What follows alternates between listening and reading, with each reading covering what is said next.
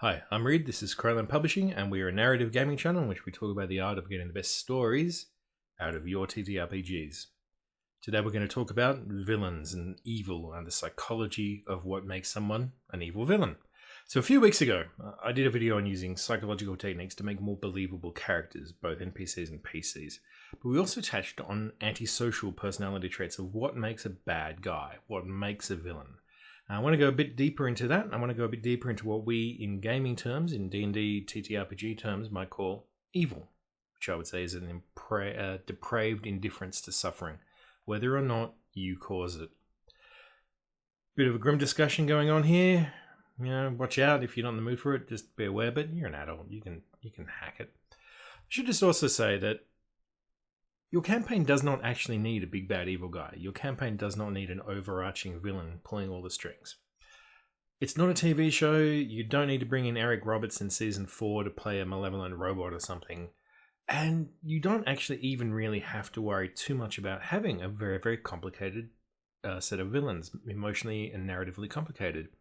It is actually fine in most D&D games to just have a, I shall get the stuff, rah, and defeat you, he prime. So, you know, that's fine.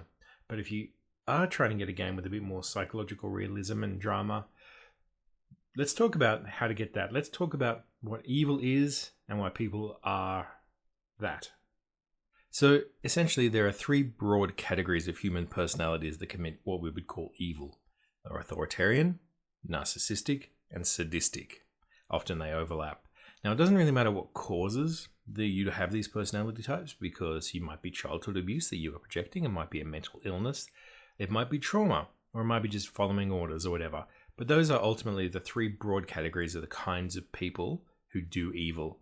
And the thing is that you can slip into those kinds of personalities fairly easily, especially authoritarianism, something that we're talking a lot about these days. So there's a guy called Philip George Zimbardo, and he's a psychologist and he's a professor at Stanford University. And he's most famous for his 1971 Stanford prison experiments. A little bit different from what people think they are, but ultimately they are about, can you convince an ordinary person to hurt another person just following orders? And the answer is, yeah, you actually can. It's a little bit more complicated than that, but yeah, you can. So he defined evil, and he used the word evil, meaning to exercise power to intentionally harm psychologically people, to hurt physically people, to destroy what they owned and to destroy what they loved, or to commit crimes against humanity. Now, Zimbardo has a long history of studying people. He studied the Jim Jones cult, for example, where people decided that this preacher who told them to kill themselves and their kids was right.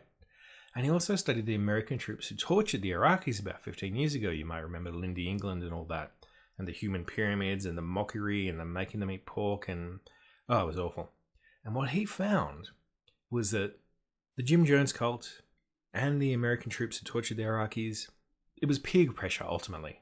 Peer pressure from both your immediate peers and also peer pressure, well, not peer pressure, but pressure coming from the top.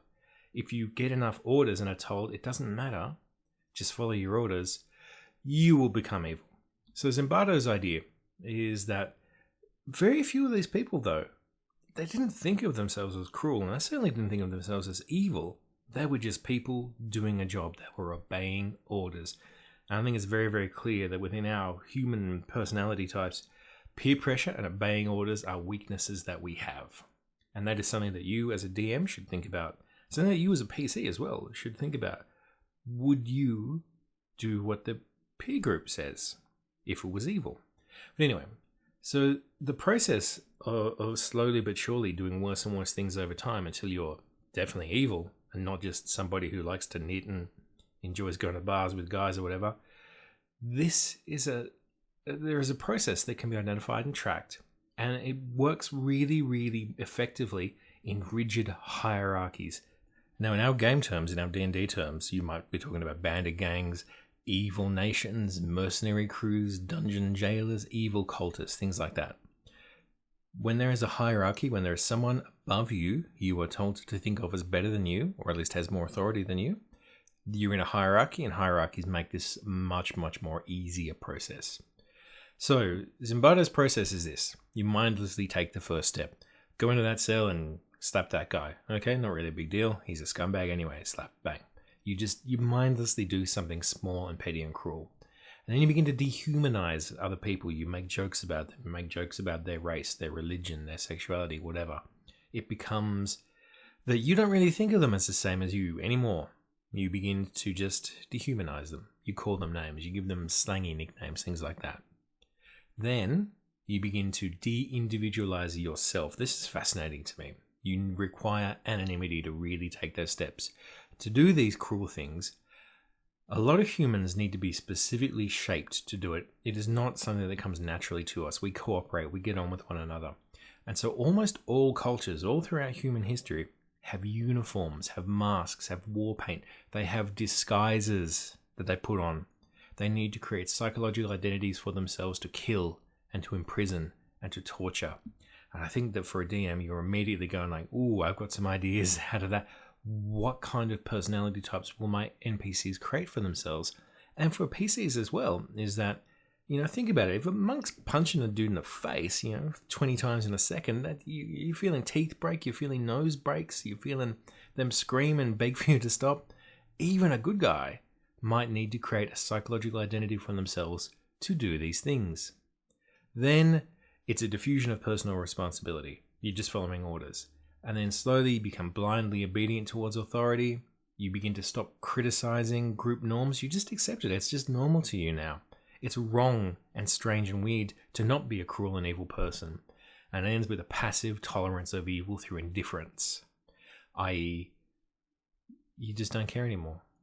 You look at human suffering, you look at animal cruelty, you look at the degradation of the environment, and you just don't care. Being capable of great evil and great cruelty is a process of dehumanization. And that's how an evil organization or an evil nation might function. Slow but sure indoctrination. You know the story of the frog in the water, how you turn it up and they don't realize it and they boil to death? It's absolutely wrong. Frogs just hop out. But apparently humans are stupider than frogs. We really can, slowly but surely, be shaped. Humans respond to our environments. There is no human nature. Human nature is malleable. And so when you were designing bad guys, have they been shaped by a greater, crueler will? Is this who they really were always? Something to think about. PCs as well might want to think, we don't have to kill these people. They're as much victims as well. But then what about the Dark Lords and the evil tyrants and the overlords and the masters of Dark Hordes, idiot. Well, the closest that we have to kind of fantasy Dark Lords are dictators, political dictators, and thankfully, they're really, really well documented and studied. Dictators follow narcissistic personality disorder extremely well. So, check out narcissistic personality disorder on Wiki or something, because it is a fantastic set of signifiers and behaviors you can pattern a bad guy in every genre on, from Darth Vader to Blofeld to that weird simp Strad von Sarevich. So dictators are typically come from a narcissistic personality disorder, and there are two kinds of those. There's grandiose and vulnerable narcissism, and we're going to mainly do grandiose narcissism because that's where you love yourself, you're driven to great deeds, and you're also aggressive and vindictive. But vulnerable narcissism is the kind of dangerous passive aggression. It is someone who makes everyone else want to feel bad and lowers them, and will do anything to make themselves feel better about themselves. Dangerous and mean people. But dictators, Dark Lords, who we're going to talk about, they commonly show a pattern of grandiose narcissism, and they are also vindictive. And vindictiveness is a very, very common comorbidity with a narcissistic personality disorder. We talked previously about the Stanford Prison experiments, which were the idea that you could make someone hurt another person anonymously. The thing is that narcissistic personality disorders were very, very easy to convince to hurt people. Anyone who negatively evaluated them, they would give them electric shocks. They were just driven to hurt people more for any kind of slight or vexation or anything that hurt their feelings. They would attack, they would hurt that person. And in fact, more recent work since the 1970s has discovered that narcissistic personalities will not hurt just the person who insulted them or upset them. They will hurt anyone else just to make themselves feel better.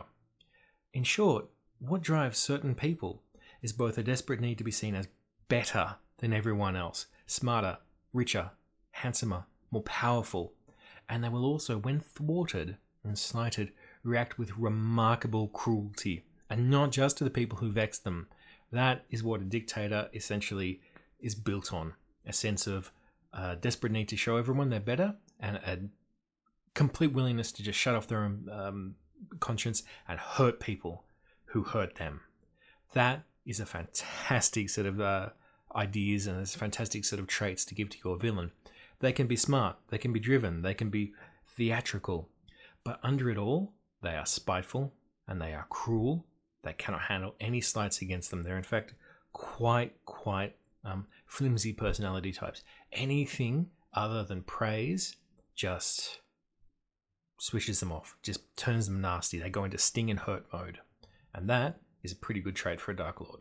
But there's also much more down-to-earth, everyday kinds of evil, and just people who you just know are mean sons of bitches, and they are people who suffer from sadism. Now, there's a few kinds of sadism, but they all essentially just like hurting other people. So the first one up is Spineless Sadism, which is the real cowardly bullying type, you know, the offsider to the real mean son of a bitch. The person who mocks you, the person who spites you, the person who picks on the weird kid. I think that if you're watching this, if you're a ttrpg enthusiast, you've probably met a spineless sadist. It really does come from anxiety, by the way. Spineless sadists tend to be looking to find a place for themselves as, this is incorrect terminology, but as the beta of the group. Neutral evil types. Then there's Tyrannical Sadism, and that's the mocking teacher, the guy who tells you to shut up, who makes fun of you in front of your girlfriend or your boyfriend, the I don't want to hear excuses type, and the person who needs to be top dog, the person who beats the new kid, or who hazes the new recruit, or who goes the fresh meat in jail. That's Tyrannical Sadism. Everything that they do is to make you feel bad, to make you feel hurt, so that you know not to mess with them. Then there is Enforcing Sadism. Enforcing sadists are people who identify with authority, specifically, to be cruel. Bad cops, vicious judges, nasty teachers. These are the people who find it psychologically rewarding to have positions of authority and make people who break the rules pay. It's an open question of whether or not they take these jobs to justify sadism, or the jobs make them sadistic. Who knows? The jury is out, but this is a kind of classic lawful evil, enforcing sadism. Then there's Explosive Sadism. People who hold up their humiliations, their pain, their resentments, and they bite their cheek, and then one day suddenly it just comes out, often with massive violence. Now, I think we've all had days where we just bloody lose it, where we snap, where we just can't take it anymore, and we act out of our normal character. But what makes sadism, what makes it explosive sadism, is the payback is horrifying, the payback is cruel, and it's often out of all proportion and not at all deserved. The guy who comes home and smacks around his wife and kids, school shooters, incels. When you are making the wrong person pay as well, that is explosive sadism. Perfect chaotic evil. 4 different kinds of very simple, very everyday cruelty. And if you can apply those to a villain, you will have a villain who your players recognize. So why care about any of this as a DM, as a PC? Well, what you really want is players to be interested in your NPCs, to feel that they are psychologically realistic and so have emotional reactions to them. We realize that the villains from Pan's Labyrinth is a classic enforcing sadist, so we feel great dread of him as he enters into the wilderness and the unruliness of fairyland. He's gonna mess it up because he's a mean son of a bitch. We fear him more. When we realize that Sugar from No Country is competent, almost supernaturally so, and he has almost no internal life, we begin to realize that our hero is gonna bloody die. Commodus in Gladiator, the Emperor, is spoiled and petty and cruel. So when he starts to look less cool than Johnny Gladiator, we know that that's going to set him off. Psychologically recognizing these people gives us more dread of them, gives us more understanding of them. And when the players have a really strong notion of their enemy, when they understand them, they will try and make plans around that, which is really exciting as a DM, because it's not about you spoon-feeding players, it's about players taking control of the narrative, which is just chef's kiss. I had a Hometown Heroes game, and all the PCs were like first level. They were all, I think the oldest one was 17, the youngest one was 15. And the town had problems with a highwayman, a bandit. He was hot-tempered, and he thought of himself as the kind of Lothario, very charming with the local young women, that kind of a guy. And he was a 9th level ranger, so they could never ever take him in a straight fight. But they knew that he was extremely vain and he wanted everyone else to think that he was the coolest guy in town. So they manipulated him into taking on a bunch of enemy ogres because they understood his psychology. So this villain became easy to deal with because not they could take him out with lightning bolts and swords. They took him out with his own vanity. And it was fantastic. And for DMs looking for an adventure or a campaign hook, an evil army or the doings of a terrible dragon, worship a sect or a mad lycanthrope, take one of these personality traits, assign it to these various kinds of bad guys, and let that imply what the campaign will be about. Because if you've got a dragon that's a dictator, and if you've got a dragon that's very, very vain and very, very sadistic, you know immediately what that dragon is going to do. If you have a cult that desperately requires conformity, you know that they're going to be very, very angry with free thinkers and anarchists and that sort of stuff, so that your players can understand what their psychological weakness is. And what this will leave you with ultimately is that your next campaign will not flow from just plot, plot, plot. It will flow from characterization. It will flow from the actions of people. And that, my friends, is the real meat of drama. That is the really complete essence of what makes a fantastic narrative game. Psychology. Evil, evil psychology. I'm Reed, this is Coraline. Why don't you give us a like? Tell all your friends. I love you. Don't be evil. I'll see you later. Bye-bye.